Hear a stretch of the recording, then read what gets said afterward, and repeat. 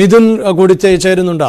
MG Mithun കൂടി വിശദാംശങ്ങളുമായി ചേരുന്നുണ്ട്. മിഥുൻ, 7ാം ദിവസം തെരച്ചിൽ ആരംഭിച്ചിട്ട് മണിക്കൂറുകൾ പിന്നിടുകയാണ്.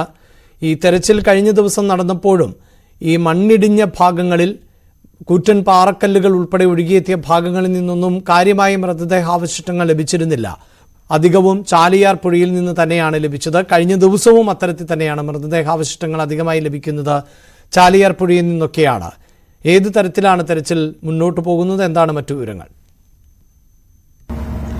തെരച്ചിൽ പുരോഗമിക്കുകയാണ്. നിലവിൽ 4 ഹോട്ട്സ്പോട്ടുകളാണ് കണ്ടെത്തിയിട്ടുള്ളത്. അതിൽ പ്രധാനമായും ഒന്നുള്ളത് ചൂരൽ മലയിലും ഒപ്പം തന്നെ ഈ സ്കൂളിന്റെ ഭാഗത്തുമായി 2 ഹോട്ട്സ്പോട്ടുകൾ കണ്ടെത്തിയിട്ടുണ്ട്. കൂടാതെ തന്നെ മുണ്ടക്കയിൽ ഒരു ഹോട്ട്സ്പോട്ടും കണ്ടെത്തിയിട്ടുണ്ട്. അവിടെ ശക്തമായ തെരച്ചിൽ ഇപ്പോൾ നടത്തുന്നുണ്ട്. അതായത് 100% അവിടെ ഓരോ പ്രദേശവും കേന്ദ്രീകരിച്ച് ഇത്തരത്തിൽ മണ്ണുമാന്ത്രി യന്ത്രം ഉപയോഗിച്ചുകൊണ്ട് ആ മണ്ണ് മാറ്റി നീക്കി നോക്കിയതിനു ശേഷം അവിടെ കൃത്യമായി ഒന്നും തന്നെ കണ്ടെത്താനാകുന്നില്ല എന്ന് ഉറപ്പുവരുത്തിയതിനു ശേഷം മാത്രമാണ് ആ പ്രദേശത്ത് നിന്ന് മറ്റു പ്രദേശത്തേക്ക് തെരച്ചിൽ വ്യാപിപ്പിക്കുന്നത്. ഒപ്പം തന്നെ മാനുവലി നേവിയുടെ ഭാഗത്തു നിന്നുമൊക്കെ NDRF സംഘത്തിന്റെ ഒക്കെ ഭാഗത്തു നിന്നും ഫയർ ആൻഡ് റെസ്ക്യൂ ടീമിന്റെ ഒക്കെ ഭാഗത്തു നിന്നും ഒപ്പം തന്നെ മറ്റ് സന്നദ്ധ പ്രവർത്തകരുടെ ഒക്കെ ഭാഗത്തു നിന്നും മാനുവലി ഈ രീതിയിൽ മണ്ണ് മാറ്റിക്കൊണ്ടുള്ള പരിശോധനകൾ നടക്കുകയാണ്. 100% ഉറപ്പുവരുത്തിയതിനു ശേഷം മാത്രമേ പിന്മാറൂ എന്ന് മന്ത്രി ഉൾപ്പെടെയുള്ളവർ വ്യക്തമാക്കുകയും ചെയ്തിട്ടുണ്ട്. എന്തായാലും നമുക്കറിയാം 7ാം ദിവസമാണിപ്പോൾ ഈ ഒരു രക്ഷാപ്രവർത്തനം ഇത്തരത്തിൽ ഈ ഒരു വലിയ ദുരന്തത്തെ അതിജീവിക്കുന്നതിന് വേണ്ടി. ഒപ്പം തന്നെ ഏകദേശം 180ഓളം പേരെ ഇനി കണ്ടെത്താനുണ്ട് എന്നാണ് ഔദ്യോഗിക കണക്കുകൾ പ്രകാരം നമുക്ക് മനസ്സിലാക്കാൻ സാധിക്കുന്നത്. അത്രയും പേരെ കണ്ടെത്തുന്നതിന് വേണ്ടി, അതായത് എല്ലാവരെയും കണ്ടെത്തിയതിനു ശേഷം മാത്രമേ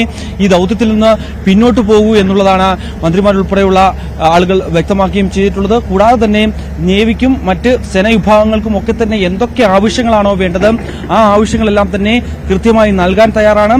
അവർക്ക് എന്തൊക്കെ ആവശ്യങ്ങൾ മുന്നോട്ട് വെക്കുന്നുണ്ടോ അതെല്ലാം തന്നെ സർക്കാർ നൽകുകയും ചെയ്യുമെന്നും മന്ത്രി വ്യക്തമാക്കുകയും ചെയ്യുന്നുണ്ട്. അതായത് നിലവിൽ ഇവിടെ നടക്കുന്ന ഈ പരിശോധന, അതായത് ഈ ഹോട്ട്സ്പോട്ടുകൾ കേന്ദ്രീകരിച്ചുള്ള പരിശോധനയാണ് നടക്കുന്നത്.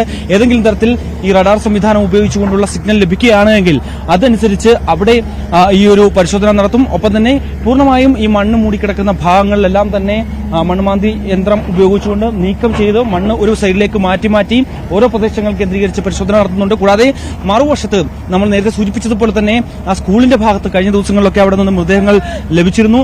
ആ ഭാഗത്ത് കൂടുതൽ കല്ല് വന്നടിഞ്ഞിട്ടുണ്ട്. ഏകദേശം 20 മുതൽ 40 അടിയോളം ഉയരത്തിൽ മണ്ണും കല്ലും ഒപ്പം തന്നെ ഈ കെട്ടിടാവശിഷ്ടങ്ങളും ഒക്കെയായി നിറഞ്ഞു നിൽക്കുന്ന ഒരു സാഹചര്യമുണ്ട്. ആ പ്രദേശത്താണ് ഒരു ഹോട്ട്സ്പോട്ട് ഉള്ളത്. അതുകൊണ്ട് തന്നെ അവിടെ കേന്ദ്രീകരിച്ച് കൃത്യമായ പരിശോധനകൾ നടത്തുന്നുണ്ട്. ഹിറ്റാച്ചിയും മണ്ണുമാന്തി യന്ത്രവും ഒക്കെ ഉപയോഗിച്ചുകൊണ്ട് അവിടെ നിന്ന് ഈ കല്ലുകളൊക്കെ നീക്കം ചെയ്തുകൊണ്ട് മാനുവലി ഉള്ള പരിശോധന കൂടി അവിടെ പുരോഗമിക്കുകയും ചെയ്യുന്നുണ്ട്. കൂടാതെ തന്നെ കടാവർ ഡോഗ്സിനെ കഴിഞ്ഞ ദിവസം മന്ത്രി വ്യക്തമാക്കിയതുപോലെ തന്നെ കടാവർ ഡോഗ്സിനെ എത്തിക്കുമെന്ന് അറിയിച്ചിരുന്നു. രാവിലെ മുതൽ തന്നെ അവയുടെ സേവനം ഇവിടെ ലഭ്യമാണ്. അവ ഓരോ പ്രദേശത്തേക്കും എത്തി ഈ ഒരു പരിശോധന നടത്തുകയും ചെയ്യുന്നു. അത്തരത്തിൽ ലഭ്യമാകുന്ന എല്ലാ സേവനങ്ങളും ഉപയോഗിച്ചുകൊണ്ട് കൃത്യമായ രീതിയിലുള്ള പരിശോധന രാവിലെ മുതൽ തന്നെ ആരംഭിച്ചിട്ടുണ്ട്. സന്നദ്ധ സംഘടനകളുടെ ഭാഗത്തു നിന്നുള്ള തെരച്ചിൽ പുരോഗമിക്കുന്നുണ്ട്.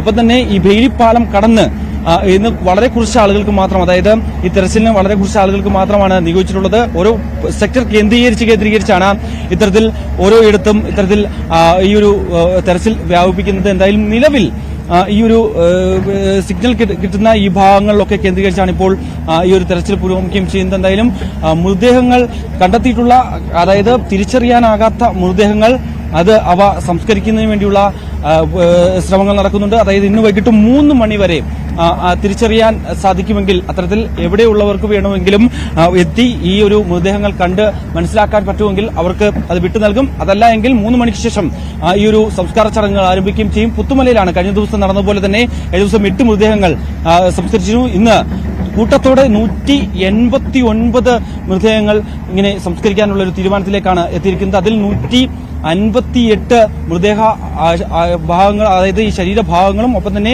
മറ്റ് മുഴുവൻ മൃതദേഹങ്ങളും 31 മൃതദേഹങ്ങളുമാണ് ഇന്ന് സംസ്കരിക്കാൻ പോകുന്നത്. അത്തരത്തിൽ ഒരുമിച്ച് അന്തി ഉറങ്ങുന്നതിന് വേണ്ടിയുള്ള ഒരു നടപടികൾ, അത് കൃത്യമായ ആക്ഷൻ പ്ലാനുകൾ തയ്യാറാക്കിക്കൊണ്ട് തന്നെയാണ് ഈ ഒരു സംസ്കാര ചടങ്ങുകൾ പുരോഗമിക്കാൻ പോകുന്നത്. 3 മണിയോട് കൂടി തന്നെ പുത്തുമലയിൽ വെച്ച് ഇതിനുവേണ്ടിയുള്ള എല്ലാ സജ്ജീകരണങ്ങളും ഏർപ്പെടുത്തിയിട്ടുണ്ട്. ഇന്ന് തന്നെയും ഈ ഒരു സംസ്കാര ചടങ്ങുകൾ പൂർത്തിയാക്കുമെന്നും മന്ത്രി വ്യക്തമാക്കുകയും ചെയ്തിട്ടുണ്ട്. എന്തായാലും നിലവിൽ മനുഷ്യസാധ്യമായതും ഒപ്പം തന്നെ യന്ത്രങ്ങൾ ഏതൊക്കെ തരത്തിൽ ഉപയോഗിച്ചുകൊണ്ട് എന്തൊക്കെ ചെയ്യാൻ സാധിക്കുമോ ഈ രക്ഷാപ്രവർത്തനത്തിന് അതെല്ലാം ചെയ്തുകൊണ്ട് തന്നെയാണ് ഇപ്പോൾ ഇവിടുത്തെ രക്ഷാദൌത്യം പുരോഗമിക്കുന്നത്.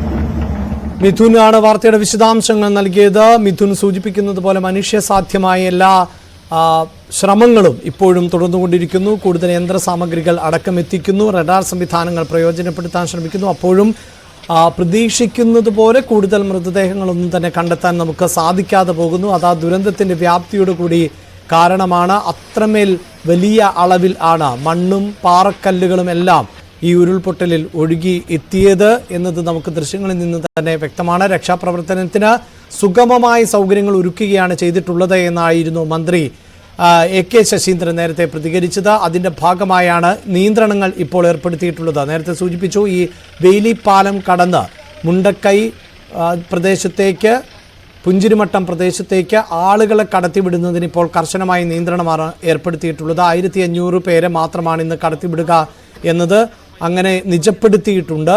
ഭരണകൂടം എന്ത് സഹായത്തിനും തയ്യാറാണ് എന്നും AK ശശീന്ദ്രൻ പറഞ്ഞു.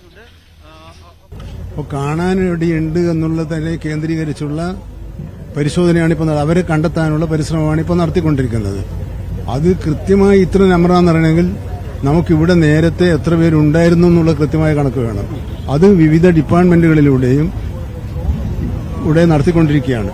അതിന് നമ്മൾ ഉപയോഗപ്പെടുത്തുന്ന വോട്ടർ പട്ടിക, റേഷൻ കാർഡ്, തോട്ടങ്ങളിലെ തൊഴിലാളികളെ സംബന്ധിച്ചുള്ള രജിസ്റ്റർ, മറ്റ് തരത്തിലൂടെ കച്ചവടം ചെയ്ത് ജീവിക്കുന്നവരുടെ കണക്ക് ഒക്കെ എടുത്തു നോക്കി പരസ്പരം ഒന്ന് ടാലി ചെയ്ത് നോക്കേണ്ട, അത് കുറച്ചുകൂടി യുക്തിസഹമായി നടത്തേണ്ട ഒരു പ്രക്രിയയാണ്. ആ പ്രക്രിയ നടന്നുകൊണ്ടിരിക്കുകയാണ്. അപ്പോൾ ആ പ്രക്രിയ ഇന്നത്തോടുകൂടി പൂർത്തിയാക്കാൻ ഏതാണ്ടൊരു ധാരണയിലെത്താൻ കഴിയുമെന്നാണ് വിചാരിക്കുന്നത്. അപ്പോൾ അത് ലക്ഷ്യം വെച്ചുകൊണ്ടുള്ള അന്വേഷണമാണ് പരിശോധനയാണ് ഇനി നടക്കുക. 4 പുതിയ ഹോട്ട്സ്പോട്ടുകൾ കണ്ടെത്തിയിട്ടുണ്ട്. അപ്പോൾ അത് പരിശോധനയുടെ ഫലമാണല്ലോ. അത് പരിശോധിക്കും തോറും ചിലത് കണ്ടെത്തുന്നുണ്ട്. ആ കണ്ടെത്തലിൽ നമുക്ക് അവിടെ എത്ര പേരുണ്ടെന്ന് പറയാൻ കഴിയില്ല, അല്ല അവിടെ ആളുണ്ടോയെന്നും പറയാൻ കഴിയില്ല. നമ്മൾ സംശയത്തിന്റെ ഒരു കണിക പോലും ബാക്കി വെക്കാതെയുള്ള അന്വേഷണത്തെക്കുറിച്ചാണ് ഇപ്പോൾ, പരിശോധനയെക്കുറിച്ചാണ് ഇപ്പോൾ ചിന്തിക്കുന്നത്. മന്ത്രി സൂചിപ്പിച്ചതുപോലെ പരിശോധന തുടരുമ്പോഴും മൃതദേഹങ്ങൾ തിരിച്ചറിയാൻ പറ്റാത്ത പശ്ചാത്തലം ആണ് ഉള്ളത്. നമ്മൾ നേരത്തെ തന്നെ സൂചിപ്പിച്ചു കഴിഞ്ഞു. ഈ പശ്ചാത്തലത്തിലാണ് 189 മൃതദേഹങ്ങൾ ഇന്ന് പുത്തുമലയിൽ സംസ്കരിക്കുന്നത്. 151 ശരീരഭാഗങ്ങളും 38 മൃതദേഹവും ആണ് ഇന്ന് വൈകിട്ട് 3 മണിയോടുകൂടി സംസ്കരിക്കുക. അതിനുവേണ്ടി പ്രത്യേക ആക്ഷൻ പ്ലാൻ തന്നെ തയ്യാറാക്കിയിട്ടുണ്ട്. സർവ്വമത പ്രാർത്ഥനയോടുകൂടിയുള്ള സംസ്കാര ചടങ്ങ് നടക്കുകയും ചെയ്യും. ഈ ദുരന്തത്തിൽ മരിച്ചവരുടെ മൃതശരീരങ്ങൾ തിരിച്ചറിയുക എന്നത് ഏറെ സങ്കീർണമായ ഒരു പ്രക്രിയയാണ്.